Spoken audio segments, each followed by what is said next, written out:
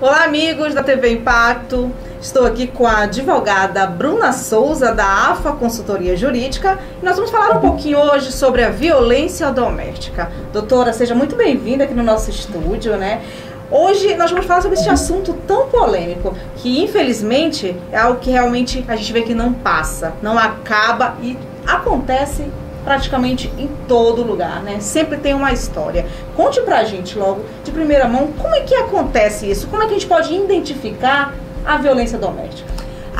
Essa pergunta ela é um pouco relativa porque ela envolve muitas situações. Então, por exemplo, tem várias mulheres de várias classes sociais que depende muito daquilo que vive em relação à sua convivência com seu marido e tudo. Como, por exemplo, o marido pode tratar muito bem a mulher durante a semana, pode levar para jantar, levar flores, levar tudo, mas no final de semana tá ali humilhando, tá xingando, tá falando mal. Então são diversas situações, diversas classes sociais que podem ser interpretadas. Nesse caso, onde estão os direitos? De que forma ela pode proceder nesta situação? Porque às vezes, hoje acontece muito isso, né? Nesse fato que você fala aí, que você acabou de citar, elas acabam perdoando, às vezes, por um pedido de desculpa, por uma flor que é levada após a violência, e como se tivesse tudo ok depois, né? Como se nada mais tivesse acontecido. O que ela pode fazer? Como é que ela pode ver que realmente é grave o que ela está sofrendo e que pode acabar piorando? Bom, eu vou explicar duas coisas. Uma que se chama sobre o ciclo da violência e o outro qual é o procedimento que se dá depois da violência. Porque a pergunta ficou bem completa. Então, assim, o ciclo da violência, como eu estava introduzindo, primeiro a gente nunca casa com uma pessoa que a gente já identifica como um agressor, sim, certo? Então a gente tem aquele encantamento. Então esse é o primeiro passo. A gente se encanta, a gente está apaixonada, a gente vê uma pessoa assim que cuida da gente e tudo. Só que aí depois, essa pessoa vai tendo muito ciúme. Essa pessoa vai controlando um pouco a roupa que veste, vai fazendo com que você se afaste de amigos, aí de já familiares. É o primeiro sinal, já é o primeiro sinal. E aí vai tendo tudo isso. Então, o agressor, ele vai isolando a vítima. Depois que ela se isola, ela se sente mais fragilizada. Por quê? Porque ele não tem mais aquele amigo assim para falar, olha, acorda, entendeu? Então, aí já começa uma outra fase, que é o quê? A violência psicológica, que é a humilhação, que é o xingamento, que é a ameaça. Então, a vítima, ela vai se sentindo mais retraída, vai ficando mais assim, com medo daquela situação, de fazer algo errado, e muitas vezes ela se sente até como se ela merecesse aquele xingamento, aquela situação. E aí já parte para uma outra violência, que é o quarto passo do ciclo, que é a violência física, por exemplo, que são literalmente as agressões, as lesões, e aí chega num ponto assim que, quando o agressor ele causa essa violência, ele meio que, então, aí ele já pede desculpa, aí já entra uma outra fase, que é o da lua de mel. Então, a vítima, ela já vai ficando com aquele assim, foi só uma situação, isso não vai mais se repetir. Então, aí começa esse ciclo, que eu gosto de chamar de um círculo vicioso, na verdade. Então, é muito sério. E o que a vítima pode fazer depois disso? Tipo assim, qual é o processo? Quando ela consegue identificar aquilo, porque é muito difícil sair desse ciclo, que é um ponto que eu pretendo falar futuramente. Mas o que ela pode fazer? Ela, de preferência, que ela denuncie, que ela vá na delegacia, o mais rápido que ela puder, que ela tome essa atitude de ir na delegacia, porque tem alguns sintomas que podem, algumas manchas, algumas marcas que podem passar rapidamente e acaba prejudicando um pouco o trabalho da polícia. Mas o quanto mais rápido você puder denunciar, se você tiver fotos, se você tiver testemunha, leve para facilitar que você seja protegida. Então a polícia, ela tem esse aval de te proteger, mas você tem que ter a coragem de denunciar. Dar o primeiro passo. Dar o primeiro passo. E que é um dos maiores problemas para enfrentar essa violência, uma das maiores dificuldades da vítima. Sim. Eu observo que pela parte da manhã sempre eu estou na delegacia e eu vejo muito esses casos, gente. É um caso que é muito comum, infelizmente. E elas se sentem muito constrangidas ao fazer a denúncia. Mesmo porque, às vezes, elas denunciam, mas logo depois elas retornam para o seu companheiro e começa a viver isso de novo, talvez se iludem com as promessas, né? Sim. E nesse caso, existem vários tipos de violência doméstica. Algumas aguentam pelos quais motivos, doutora? Assim, você que já conhece esses casos, elas aguentam pelo patrimônio, elas aguentam pelos filhos. O que você poderia dizer sobre isso? Muito bem observado, porque assim, quando uma vítima, e na verdade isso é muito comum, de certa forma, acontecer, porque assim, se a vítima, ela não se sente protegida, já é muito difícil ela ir lá denunciar. Então, se ela não se sente protegida, nem pelo Estado e nem pelos próprios profissionais de saúde, ela já está fragilizada, certo? Então, ela fica com medo. Então muitas vezes ela até volta pro agressor. E o que acontece? Quando ela fica... são diversos fatores, na verdade, que é o medo de ser violentada mais grave, mais forte devido à denúncia. É o medo de perder os filhos, que muitas das mães não têm coragem de sair de casa porque tem medo de perder os filhos. Sendo que esse é um outro ponto que eu queria falar, que é se você sofre violência, você tem todo o direito de sair de casa. Hoje não tem mais essa de abandono do lar, porque vítimas de violência doméstica tem que se manter segura, tanto a pessoa quanto a mãe. Então, orientação jurídica já... Se você sofre violência doméstica, você pode sair da sua residência no momento que você quiser, que não vai ser caracterizado abandono de lar. Dando continuidade,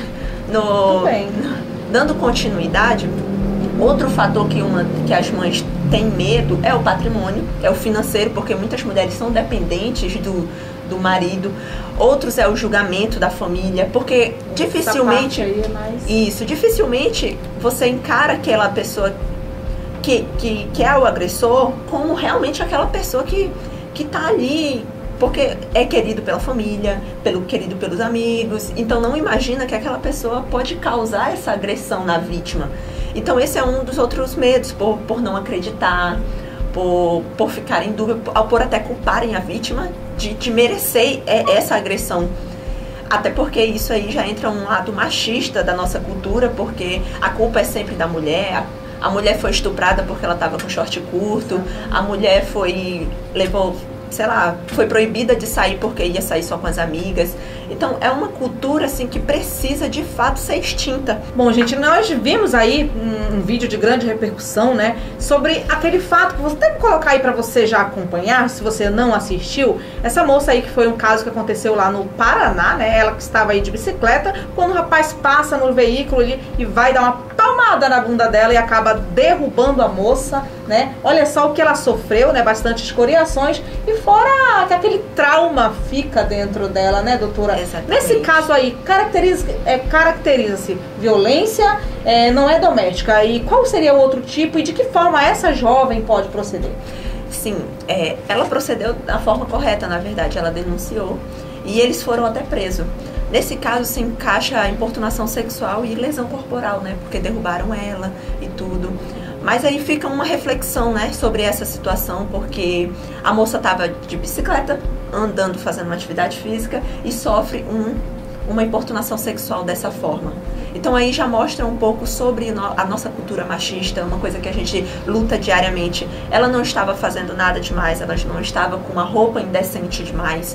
Então fica a reflexão para que isso não se repita, né? Ou que na verdade só vem crescendo durante os anos, isso não vem diminuindo. Então isso é uma luta que eu acho que ainda vai demorar muito, mas é uma coisa muito pertinente que a gente continue falando sobre isso, justamente para continuar conscientizando os homens em relação a essas atitudes. Gente, esses casos de violência doméstica, ele não acontece só na periferia, naquelas casas mais humildes. Não, ele acontece em todo lugar, né? E elas acabam aguentando ali, né? Por conta que a violência doméstica não está só nas casas humildes de periferia, mas ela está nas classes mais altas também. Então essas mulheres que vivem isso, de que forma você poderia orientar elas, essas de classe mais altas que vivem ali por conta do patrimônio? Certo. Então, para você sair desse ciclo é muito, muito difícil, até para a vítima reconhecer que ela está dentro desse ciclo. Então, assim, quando você perceber quando você se der conta de que aquilo está acontecendo, até porque a Lei Maria da Penha, ela especifica 5 tipos de violência, que é a física, a moral, a sexual, a psicológica e a patrimonial. Cada uma tem umas características próprias e que pode ser algo que você esteja vivendo e que você não esteja percebendo. Mas a partir do momento que você perceber, eu aconselho que você junte o máximo de provas possíveis, que você faça uma denúncia na delegacia da mulher ou até na delegacia comum, mas de preferência na mulher, que eles vão te dar uma orientação e sobre todos os procedimentos que você deve seguir. Elas não devem permanecer por conta de patrimônio porque elas estão arriscando a própria vida. Exatamente. As oportunidades estão aí. Você não pode depender de um homem, se submeter a essa situação, porque isso aí a longo prazo vai te diminuir como mulher, questão do teu ego, questão da sua autoestima. Isso aí já envolve a violência psicológica, que para você identificar isso requer muita força de vontade, requer ajuda psicológica, requer uma equipe especializada para te ajudar a sair dessa situação. E isso é uma dica que eu gostaria de dar, que você que sofre violência, você não está sozinha. Hoje em dia a gente já precisa passar um pouco dessa fase de parar de ter medo, apesar de eu entender que o medo é presente, mas a gente precisa saber que a gente não está sozinha, que o poder público existe formas de acolhimento para te ajudar nessa situação e te reerguer da situação que você vive. Existem leis agora que nos amparam, né, doutora? Exatamente. Existem as leis, então a mulher tem que ser bem tratada, a mulher tem que ser amada, tem que ser respeitada, né, doutora? Isso. A principal lei é a lei da Maria da Penha, mas tem a lei do minuto, tem a lei da da Carolina Dickmann. Então tem diversas leis que te assegura e que te protege, desde que a primeira iniciativa parta da sua coragem em querer sair dessa situação. E antes de encerrar, doutora, de que forma as mulheres podem fazer a denúncia? Procurar onde? Ligar? De que forma elas podem fazer isso? Certo. De contexto nacional, existe a Central de Atendimento à Mulher, que é através do número 180. Você pode ligar a qualquer hora, 24 horas por dia, gratuito. E eles te dão orientação, eles te dão acolhimento, eles te dão informações de como você pode proceder naquela situação. Já aqui no nosso município, na verdade no estado do Pará, mas no nosso município, que tem uma sede que se chama Maria Pará, é um centro de acolhimento que é muito importante. Quando eles fazem essa análise do caso concreto, eles dão acolhimento, tem facilidade para conseguir emprego, tem vários suportes em questão de estudo, de cursos que eles oferecem, desde que você denuncie. Então procure o projeto Maria Pará, que tem aqui no nosso município, e tem um número de contato que eu vou até colocar, não sei se tem como Pode colocar. O número de contato que vocês podem ligar, que eles vão fazer tudo. Eles vão passar todas as coordenações que você precisa seguir. Muito bem. E nesses casos também guardar todas as provas, né? Até aquela mensagem de texto, Exato. onde Isso ele é te muito agride importante. verbalmente, tem que arquivar tudo, né, Isso doutora? Serve muito. Demais. Por favor, não apague mensagens, não apague vídeos, não apague fotos, guarde tudo, porque isso aí pode ajudar muito, muito mesmo. Muito bem. Doutora, muito obrigada pela sua presença aqui no estúdio, por orientar, né, nós mulheres, você mulher que passa por isso, mas aí não teve coragem de sair desta situação, então se permita viver uma nova vida. Então tá aqui as orientações da doutora Bruna Souza, da AFA Jurídica. Muito obrigada por ter vindo. Obrigada pelo convite também. Muito obrigada, mulher, curta, comente e compartilhe. E até a próxima.